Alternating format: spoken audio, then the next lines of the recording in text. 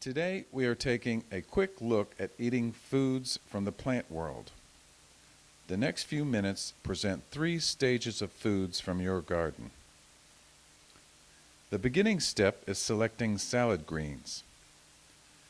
This can be followed by adding fresh tomatoes that are picked from plants growing in earth boxes on your sunny patio. The really big final step would be a backyard garden that supplies fresh garden foods almost year-round. Let's discover steps towards serving more foods from the plant world. It's delightful cooking time.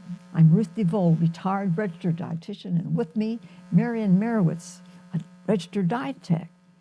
This is going to be in a container on my patio. Now see how easy this is? For those people that want something easy, you can just put this out there and you've got, look at how much this would cost in the store. So you're not only saving. Well, in another couple of weeks it'll be there and I'll have lettuce for my sandwich. And besides, the rabbits are not going to eat it.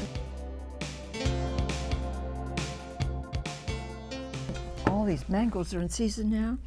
Those are really ripe. Yeah, gorgeous. I'm going to make a porcupine. Okay. What you do, you cut down, and I've cut down part of the way. You just go down the side. It's got that big, huge pit in the middle, so that's yeah. what you're trying to do is avoid that pit. You have to try it.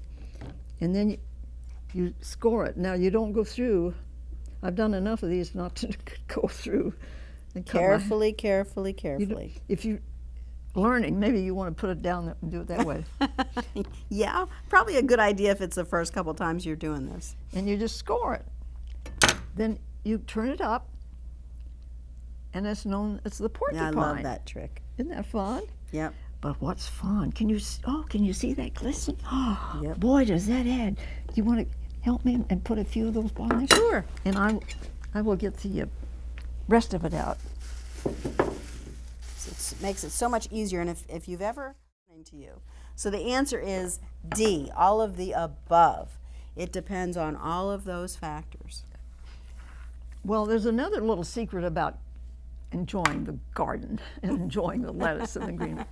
I had the great pleasure of interviewing Shirley Kofer. She's a chemist down in Atlanta, and I have met her at the American Dietetic annual meeting, the big meetings.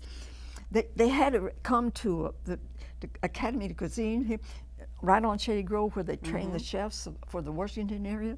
And so I got over there with my camera.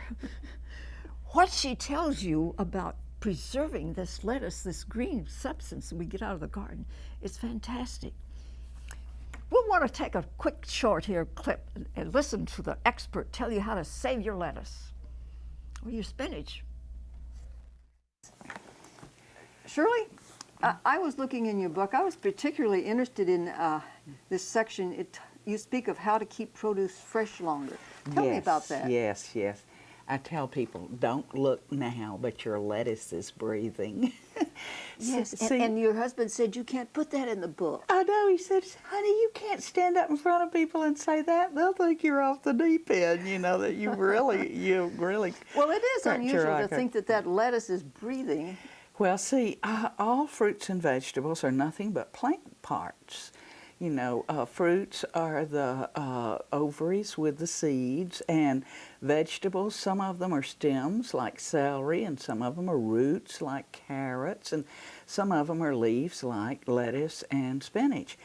And these are very delicate, but see, when you pull them off the plant, their little cells are still alive and breathing.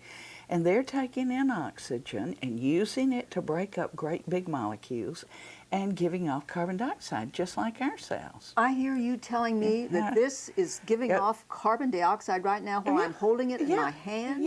Yeah, all those little cells are alive, and they're doing their happy little cell thing, and they're taking in lettuce. And see, if your spinach or your lettuce is going,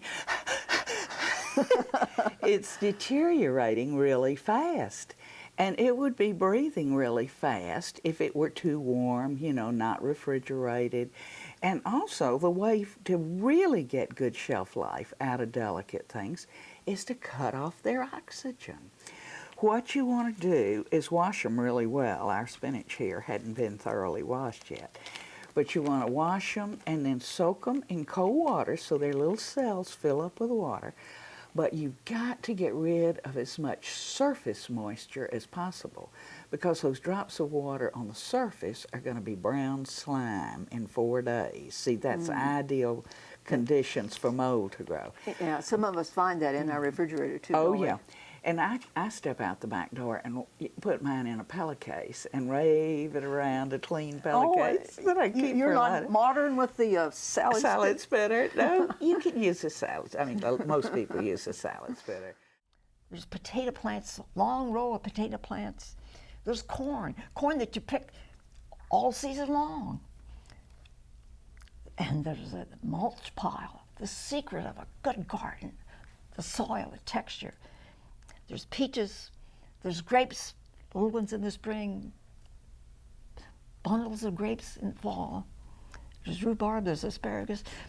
There's a gardener here, and I'm so pleased he's joined us. Paul, tell us, how did you get into gardening? I'm amazed. Well, my father was always a gardener.